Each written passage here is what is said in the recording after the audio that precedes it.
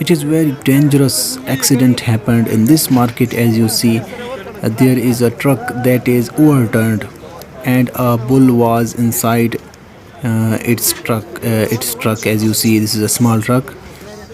This happened because the bull was one side of the Fell truck. down from the truck, as you see. So sometimes they get angry.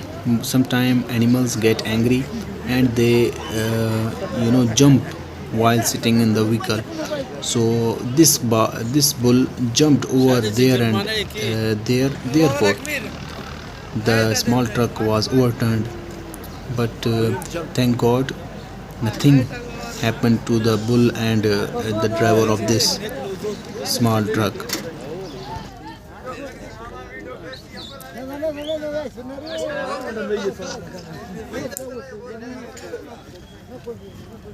It's beauty of this market. As soon as any incident happens, they come over there to help the needy.